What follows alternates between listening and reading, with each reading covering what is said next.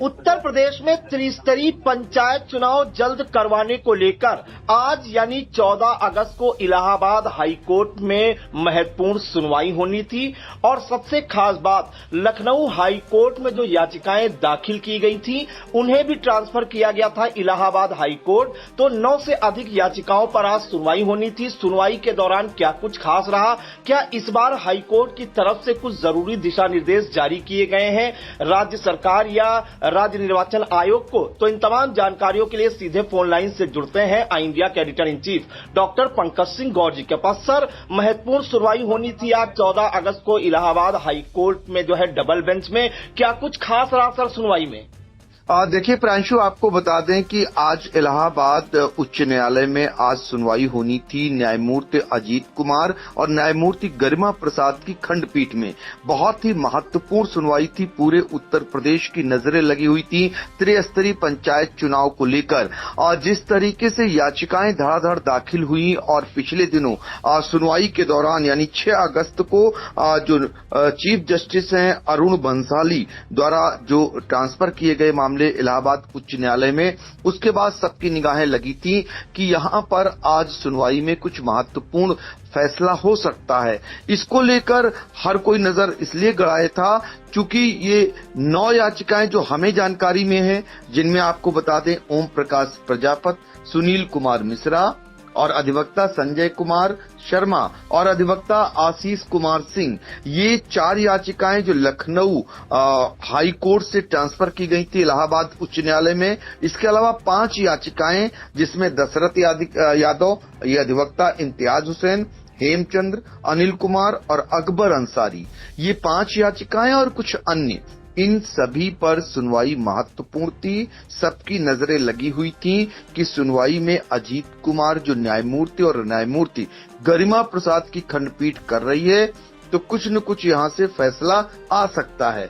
क्योंकि धीरे धीरे जिस तरीके से सरकार पर कोर्ट का शिकंजा कसता हुआ दिखाई दिया, तमाम जवाब तलब शुरू हुए और लगातार जो अधिवक्ता हैं वो पक्ष रख रहे हैं उन भावी प्रत्याशियों का, लाखों लाख जो बहुत दिनों से चुनाव लड़ने की तैयारी कर रहे हैं उत्तर प्रदेश में त्रिस्तरीय पंचायत का। सरकार का रुख सबने देख लिया। सरकार अगर चाहती तो चुनाव समय पर हो जाते, इसमें कोई दो राय नहीं थी। शुरुआती दौर में राज्य निर्वाचन आयोग के स्तर से देरी की गई, अंतिम मतदाता सूची का प्रकाशन नहीं हुआ समय पर। फिर उसके बाद ओबीसी आयोग का जो गठन होता है, ट्रिपल टेस्ट का फार्मूला त्रिस्तरीय पंचायत चुनाव में जरूरी होता है सुप्रीम कोर्ट के अकॉर्डिंग में। तो ऐसे में ट्रिपल टेस्ट के फार्मूले को लागू करने के लिए जो योगी सरकार ने ओबीसी आयोग का गठन किया वो काफी लेट किया। फिर जो आयोग का गठन हुआ, आयोग की ओर से बार बार ये कहा जा रहा है उत्तर प्रदेश में 75 जनपद हैं, समय लगता है और रिपोर्ट आने में 6 माह लग जाएंगे। तो ये जब 6 माह लग जाएंगे तो जाहिर सी बात है कि मई में गठन होता है आयोग का और सबको पता है कि 26 मई को जो प्रधानों का कार्यकाल वो खत्म हो चुका। अगर चुनाव कराना ही होता, सरकार की मंशा ही होती, तो फिर प्रधानों को प्रशासक, ब्लॉक प्रमुखों को प्रशासक, जिला पंचायत अध्यक्ष को प्रशासक आखिर क्यों बनाया? इन्हीं सब चीजों को लेकर पहले तो वो गुहार लगाते रहे सरकार से। तमाम ऐसे भावी उम्मीदवार, उत्तर प्रदेश में 57,695 ग्राम पंचायतें यानी प्रधान हैं, ब्लॉक प्रमुखों की संख्या अच्छी खासी, फिर जिला पंचायत अध्यक्ष 75 और इनके विभिन्न पद होते हैं जिसमें पंच से लेकर बीडीसी, जिला पंचायत सदस्य। इनके चुनाव को लेकर के अगर समय पर चुनाव कराने होते तो फिर ये आखिर प्रशासक क्यों नियुक्त किए जाते? इन्हीं सब चीजों को लेकर सरकार से वो भावी लाखों लाख उम्मीदवार गुहार लगाते रहे, धरना प्रदर्शन करते रहे। सरकार ने नहीं सुना, तब इन लोगों ने रुख किया कोर्ट का। मामले धड़ाधड़ चल रहे थे इलाहाबाद हाई कोर्ट में, इलाहाबाद हाई कोर्ट की लखनऊ खंडपीठ में। अभी पिछले दिनों सुनवाई करते हुए लखनऊ खंडपीठ के सारे मामले अब कह दिए गए कि अब इनकी सुनवाई इलाहाबाद हाई कोर्ट में होगी। सख्त रुख अपनाया गया था लखनऊ खंडपीठ के न्यायमूर्तियों के द्वारा। सबने देखा किस तरीके से जवाब तलब किया गया था। हालांकि एक पक्ष अब कंटेम्प्ट को लेकर भी तैयारी कर रहा है, क्योंकि पिछले दिनों एक टिप्पणी महत्वपूर्ण आई थी हाई कोर्ट की ओर से, जिसमें सीधे तौर पर कहा गया था जो प्रशासक नियुक्त किए गए हैं ये असंवैधानिक।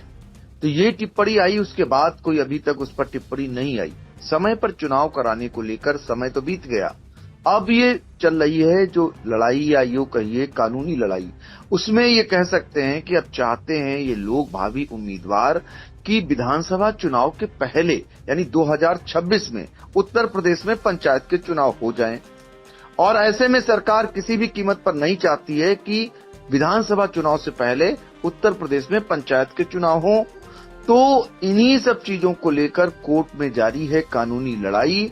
लाखों लाख लोगों की निगाहें लगी हुई हैं।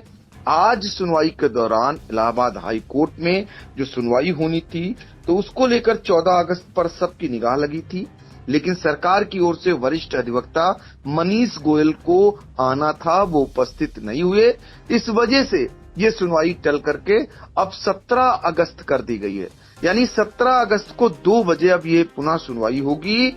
अब सबकी निगाहें 17 अगस्त तक लगेंगी, क्योंकि अभी लोगों का विश्वास कोर्ट पर है और लोगों का कहना है कि नियम कानून के तहत जो चुनाव हो जाने चाहिए थे वो नहीं हुए। पिछले दिनों सबने देखा कि राजस्थान में हाई कोर्ट सख्त हुआ और आखिरकार वहां की सरकार को पंचायत चुनाव कार्यक्रम की घोषणा करनी पड़ी।